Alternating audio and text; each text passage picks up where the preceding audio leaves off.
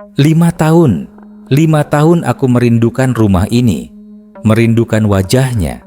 Tapi aku tak tahu, kepulanganku justru membawa bencana. Dia ada di sana, dan dia juga ada di sini.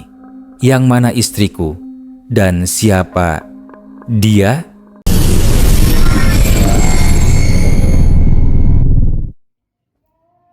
Bau tanah basah dan asap knalpot menyambut kepulanganku setelah 5 tahun menjadi TKI di Arab Saudi.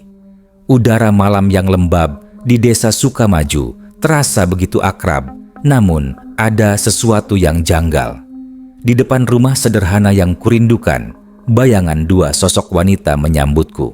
Hatiku berdebar, bukan karena rindu, melainkan karena kebingungan. Istriku, Kartika, yang selama ini hanya kusapa lewat panggilan video, berdiri di sana dengan senyum lebar. Di sampingnya, seorang wanita lain dengan wajah yang sangat mirip dengannya. Hanya saja tatapannya lebih kosong dan dingin. Ia juga tersenyum, tapi senyum itu tak sampai ke mata. "Mas, akhirnya pulang juga," sapa Kartika sambil memelukku erat. "Ini adikku, Wulan." Wulan? Setahuku Kartika adalah anak tunggal. Namun, aku tak mau merusak suasana dengan pertanyaan-pertanyaan. Mungkin saja selama ini ia tak pernah bercerita tentang adiknya. Setelah menaruh koper, kami duduk di ruang tamu. Aku mengamati mereka berdua. Kartika terus bercerita tentang kehidupannya selama aku pergi, tentang sawah yang semakin luas, tentang tetangga yang sudah punya cucu. Sementara itu, Wulan hanya duduk diam, kadang ikut tertawa, tapi suaranya hampa seperti gema di sumur kosong. Anehnya, setiap kali aku menoleh ke arahnya, ia selalu memalingkan muka seolah tak ingin kuperhatikan. Malam itu, setelah kami makan malam, Kartika mengantarku ke kamar. Di dalam, ia duduk di tepi ranjang, wajahnya terlihat cemas. "Mas, ada yang ingin aku bicarakan," bisiknya, suaranya pelan. "Wulan, dia bukan adikku." Jantungku seakan berhenti berdetak. Keterkejutanku membuatku tak bisa berkata-kata. Dia datang setahun yang lalu, tiba-tiba saja muncul di depan rumah. Dia bilang dia adalah bagian dari aku. Awalnya aku takut, Mas, tapi dia tidak pernah menyakitiku. Dia hanya ada. Aku ingin bertanya lebih banyak, tapi Kartika memotong. "Jangan tanya apa-apa lagi, dia bisa mendengar kita." Ia menunjuk ke arah jendela. Di balik kaca yang gelap, aku melihat bayangan wajah Wulan sekilas. Matanya menatap lurus ke arahku, tanpa ekspresi. Bulu kuduku meremang. Aku tak tahu apa yang harus kulakukan. Rasanya seperti terjebak dalam mimpi buruk yang terasa nyata. Malam itu, aku tidur di tengah, diapit oleh Kartika di sisi kanan dan Wulan di sisi kiri. Aku tak bisa memejamkan mata. Wajah Wulan yang mirip Kartika terus menghantuiku. Sesekali aku melirik, ia terlihat tidur dengan mata terbuka, memandang langit-langit yang gelap. Aku tak berani bergerak, tak berani bernapas terlalu keras. Aku merasakan hawa dingin yang menusuk dari sisi Wulan. Ia bukan manusia, pikirku. Aku tak tahu apa ia, tapi aku yakin ia bukan manusia. Malam pertama di rumah, aku merindukan kepastian, rindu akan kenyamanan yang dulu kurasakan. Tapi yang kudapat hanyalah kengerian dan sebuah rahasia yang tak bisa kuceritakan pada siapapun. Minggu-minggu pertama, kepulanganku terasa seperti ilusi. Setiap siang, Wulan pergi entah kemana. Ia akan kembali menjelang sore, tubuhnya bersih dan wangi, seolah tak pernah kemana-mana. Setiap malam, kami bertiga tidur di ranjang yang sama. Wulan selalu menempati sisi kiri, Kartika di kanan. Aku berada di tengah, seperti pembatas antara dua dunia yang berbeda. Keanehan Wulan semakin menjadi. Ia tak pernah makan makanan yang dimasak Kartika. Saat kami makan bersama, ia hanya duduk diam di meja, menatap kami dengan senyum kosongnya. Sesekali ia akan mengambil sebutir nasi, lalu membisikkan sesuatu padanya. Nasi itu langsung berubah menjadi debu, rontok dari tangannya. Kartika berpura-pura tidak melihat, tapi aku tahu ia melihatnya. Kami berdua terjebak dalam sandiwara yang mengerikan. Suatu malam, aku terbangun karena mendengar suara bisikan. Suara itu berasal dari sisi Wulan. Ia sedang berbicara sendiri. Suaranya berdesis pelan, seolah sedang berkomunikasi dengan sesuatu yang tak terlihat. Aku tak bisa menangkap jelas apa yang ia katakan, tapi aku mendengar kata-kata aneh seperti darah dan janji. Aku mencoba membangunkan Kartika, tapi ia tidur pulas, seolah tidak terganggu sama sekali. Wulan menoleh, matanya berkilau merah di kegelapan. Ia tersenyum, lalu menunjuk ke arah Kartika. Dia lelah, bisiknya. Aku yang menjaganya. Pagi harinya, aku melihat Kartika memar di beberapa bagian tubuhnya. Ia mengatakan itu karena ia terbentur saat tidur, tapi aku tak percaya. Wajahnya pucat, ada lingkaran hitam di bawah matanya. Aku ingin membawanya ke dokter, tapi ia menolak. "Jangan, Mas," katanya dengan mata berkaca-kaca. "Nanti dia marah." Aku sadar, Wulan adalah ancaman. Aku harus menemukan cara untuk mengusirnya. Tapi bagaimana? Aku mencoba mencari informasi di internet, mencari tahu tentang kembaran gaib atau jin pendamping. Hasilnya membuatku semakin takut. Beberapa artikel menyebutkan bahwa entitas seperti itu bisa mengambil alih tubuh inangnya jika inang tersebut terlalu lemah. Suatu siang, aku melihat Wulan di dapur. Ia sedang menuangkan air ke dalam gelas. Aku menengok, penasaran. Gelas itu berisi air yang hitam pekat, seperti air comberan. Ia menoleh dan tersenyum. "Ini air untuk Mas," katanya dengan suara yang manis. "Biar kuat," aku menggeleng. "Tidak, terima kasih," kataku. Aku sudah minum. Wajahnya langsung berubah, senyumnya menghilang. Matanya menyala, menatapku dengan kebencian. "Jangan menolak pemberianku," desisnya. Ia membuang air itu ke halaman rumah. Tumbuhan yang terkena air itu langsung layu dan mengering. Aku panik, berlari ke arah Kartika yang sedang menjemur pakaian. "Kartika, kita harus pergi dari rumah ini," kataku. Ia menoleh, wajahnya bingung. "Pergi kemana, Mas?" tanyanya. "Kita tak bisa lari dari dia." Tiba-tiba, suara tawa bergelombang dari belakang. Kami menoleh, Wulan berdiri di ambang pintu, tersenyum lebar. "Kalian tidak bisa lari dariku," katanya. "Kecuali salah satu dari kalian mati." Aku tak bisa tidur nyenyak lagi. Ketakutan akan Wulan telah menguasai seluruh pikiranku. Aku mencoba mencari tahu bagaimana cara Wulan bisa masuk ke dalam kehidupan kami. Suatu sore, aku memberanikan diri bertanya pada Kartika. "Kartika, jujur padaku, apa yang terjadi sebelum aku pulang? Apa kau pernah melakukan sesuatu?" Kartika terdiam, wajahnya pucat. Ia menarik tanganku ke belakang rumah, ke sebuah sumur tua yang sudah tidak terpakai. Di samping sumur, ada sebuah pohon beringin tua yang akarnya menjalar kemana-mana. "Dulu, waktu Mas belum pulang, hidup kita susah sekali," bisiknya. "Sawah gagal panen, utang menumpuk. Aku ingin Mas pulang dan hidup enak." Ia menunduk, air matanya menetes. "Ada seorang dukun di desa sebelah yang bilang dia bisa membantuku.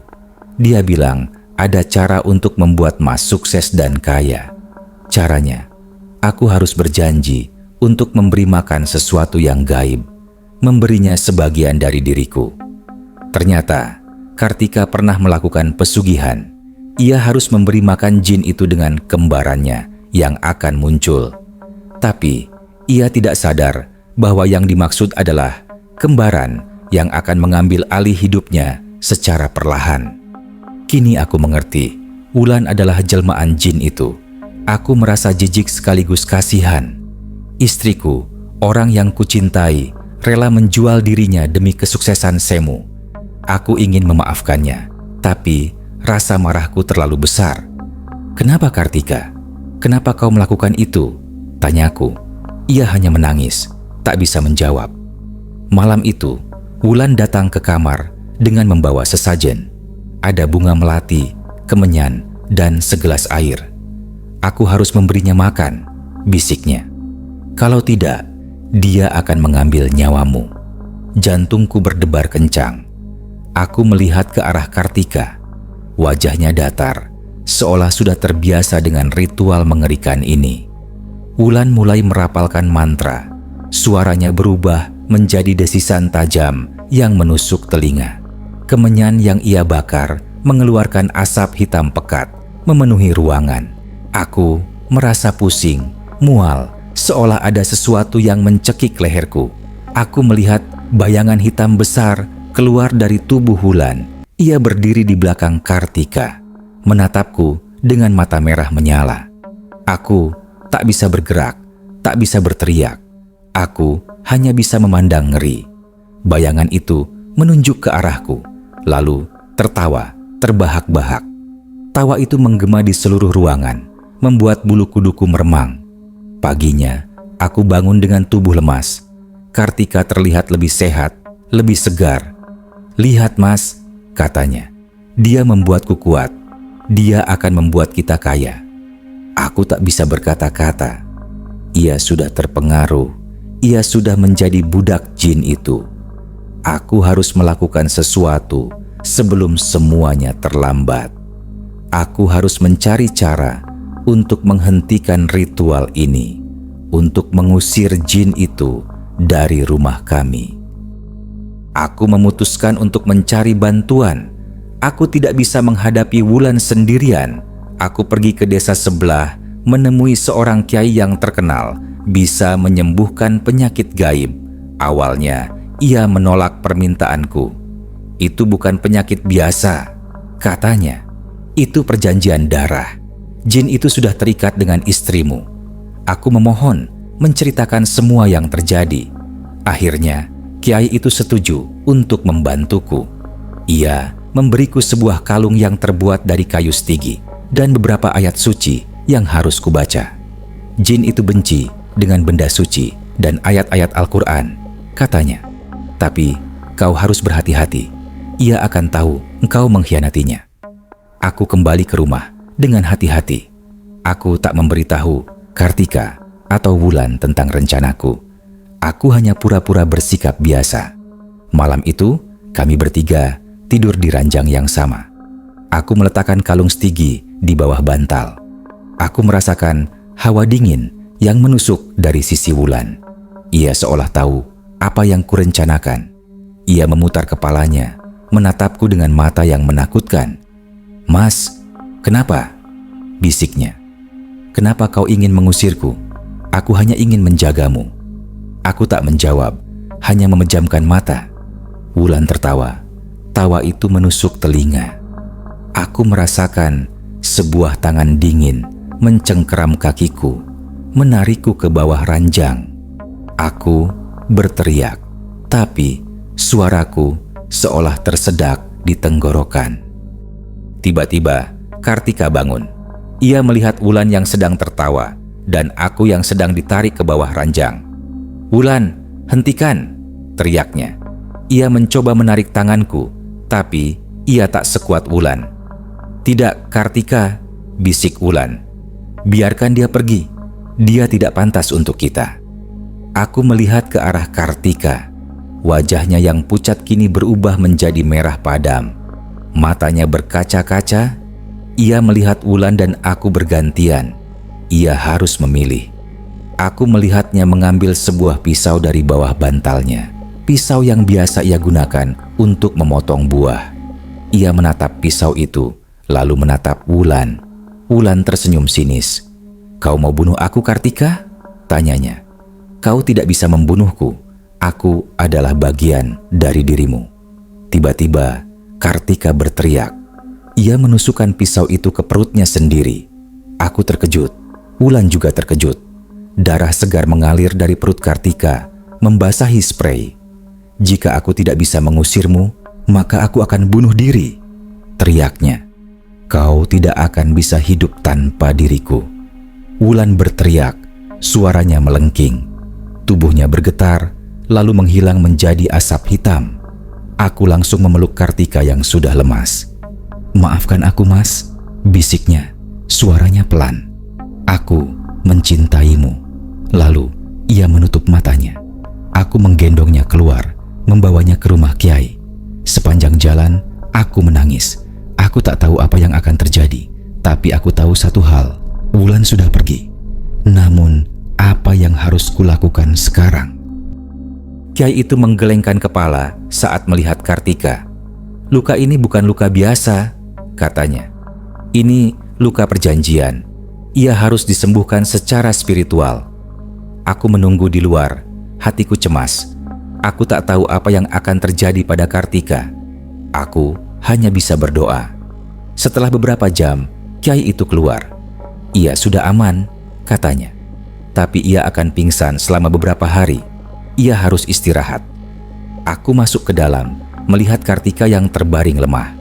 Wajahnya pucat, tapi ia terlihat damai. Aku duduk di sampingnya, memegang tangannya. Aku tahu ia melakukan semua ini demi aku. Ia rela mempertaruhkan nyawanya demi mengusir jin itu. Namun, di tengah kedamaian itu, ada sesuatu yang mengganjal. Aku melihat sebuah cincin yang melingkar di jari telunjuk Kartika. Cincin itu adalah cincin yang sama dengan yang dipakai oleh Wulan. Cincin itu berwarna hitam dengan ukiran yang menyerupai mata. Aku merasa ada yang tidak beres. Tiba-tiba, Kartika membuka matanya. Ia tersenyum. Senyum itu bukan senyum Kartika yang kukenal. Senyum itu adalah senyum Wulan. Matanya berkilauan merah, menatapku dengan penuh kemenangan. Kau pikir aku sudah pergi? Bisiknya. Aku tidak akan pernah pergi, Mas. Aku adalah Kartika. Aku adalah jelmaan jin itu. Aku sudah menyatu dengan dirinya. Kau tidak bisa membedakan kami lagi. Aku terkejut, melepaskan tangannya. Aku menoleh ke arah Kiai, tapi Kiai itu hanya menggelengkan kepala. Maaf nak, katanya. Aku sudah mencoba, tapi jin itu terlalu kuat. Ia sudah menyatu dengan tubuh istrimu. Aku panik, berlari keluar. Aku harus pergi. Aku tidak bisa tinggal di sini. Aku berlari sejauh mungkin, tapi aku merasakan kehadiran Wulan di belakangku. Ia mengejarku. Suaranya berbisik di telingaku. Kau tidak bisa lari dariku, Mas. Kau adalah milikku. Kau adalah bagian dari janji.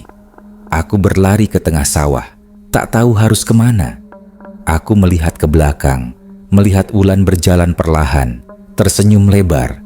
Ia memegang sebuah pisau di tangannya, pisau yang sama dengan yang digunakan Kartika. Ayo Mas, katanya. Kita pulang. Kita akan hidup bahagia. Aku akan memberimu kekayaan, kekuasaan, apapun yang kau mau. Aku tak bisa berkata-kata. Aku hanya bisa menangis. Aku sudah kehilangan Kartika. Yang tersisa hanyalah Wulan, jelmaan jin yang kini menguasai tubuh istriku. Aku menyerah. Aku tak bisa lari. Wulan membawaku kembali ke rumah. Rumah yang dulunya adalah tempat yang kurindukan, kini menjadi penjara yang mengerikan. Aku terperangkap dengan Wulan, yang kini sepenuhnya mengendalikan Kartika. Ia masak, mencuci, dan tidur di sampingku. Tapi ia bukan Kartika. Ia adalah Wulan, jin yang telah mengambil alih hidup istriku. Setiap malam, aku harus tidur di sampingnya. Aku tak berani memejamkan mata. Aku tahu, jika aku tidur, ia akan merasuki mimpiku, mengubah mimpiku menjadi mimpi buruk yang tak berkesudahan.